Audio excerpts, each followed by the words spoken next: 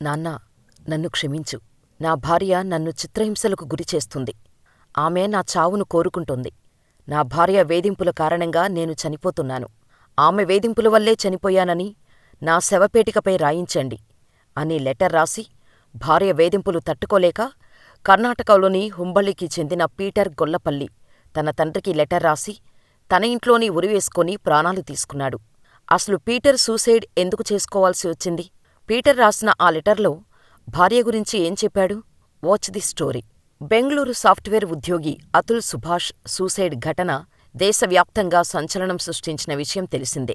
భార్య వేధింపులు తట్టుకోలేక తాను ఆత్మహత్య చేసుకుంటున్నానని అతుల్ దాదాపు 40 పేజీల లేఖ రాసి ఆత్మహత్య చేసుకున్నాడు. ఆ తర్వాత అదే తరహాలో భార్య, మామ వేధిస్తున్నారని ఆరోపిస్తూ లేఖ రాసి బెంగళూరుకు చెందిన ఓ హెడ్ కానిస్టేబుల్ తిప్పన్న రైలు కింద పడి గత నెలలో ఆత్మహత్య చేసుకున్నాడు.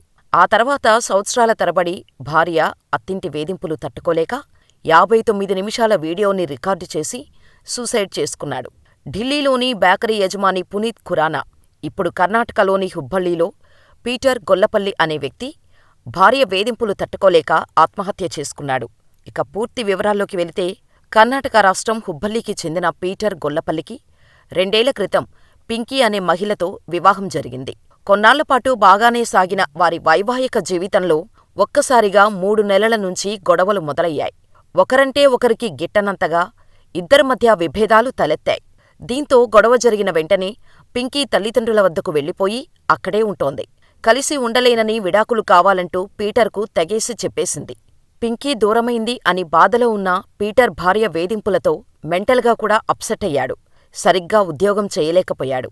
దీంతో ఉద్యోగం నుంచి పీటర్ను తీసేశారు.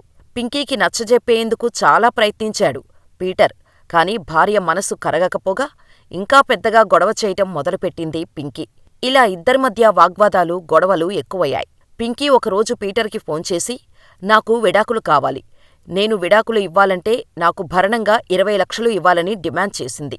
అంతేకాదు, గుర్తొచ్చినప్పుడల్లా ఫోన్ చేసి డబ్బులు రెడీ చేసుకున్నావా, డబ్బులు ఇవ్వకపోతే నీ అంతు చూస్తా అంటూ ఫోన్ చేసి బెదిరించటం మొదలుపెట్టింది. విడాకులెందుకు అని పీటర్ పింకీని కన్విన్స్ చేయటానికి చాలా ట్రై చేశాడు. కాని పింకీ మనస్సు కరగలేదు. పీటర్కు ఏం చేయాలో అర్థంకాక, పరిష్కారమేమిటో తెలియక తన ఇంట్లోనే ఉరివేసుకున్నాడు. పీటర్ చనిపోవటానికి ముందు తన భార్య పింకీనే తన చావుకు కారణమంటూ సూసైడ్ నోట్ రాసిపెట్టి బలవన్మరణానికి పాల్పడ్డాడు. ఈ లెటర్లో ఏముందో వింటే పీటర్ ఎంతగా భార్య చేతిలో నలిగిపోయాడో, ఎంత టార్చర్ అనుభవించాడో అర్థమవుతుంది. నాన్నా, నన్ను క్షమించండి. పింకీ వేధింపులు భరించలేక నేను చనిపోతున్నాను. నేను చనిపోవాలని తను కోరుకుంటోంది. జోయల్ అన్నయ్య, మన తల్లిదండ్రులను మంచిగా చూసుకో. పింకీ వేధింపుల వల్లే చనిపోయానని నా శవపేటికపై రాయించండి అంటూ సూసైడ్ లెటర్ రాసిపెట్టి పీటర్ గొల్లపల్లి ఆత్మహత్య చేసుకున్నాడు. ప్రస్తుతం ఈ లెటర్ సోషల్ మీడియాలో వైరల్గా మారింది. పీటర్ తల్లిదండ్రుల ఫిర్యాదు మేరకు పింకీపై భారతీయ న్యాయ సంహిత 2023 సెక్షన్ 108 కింద కేసు నమోదైంది.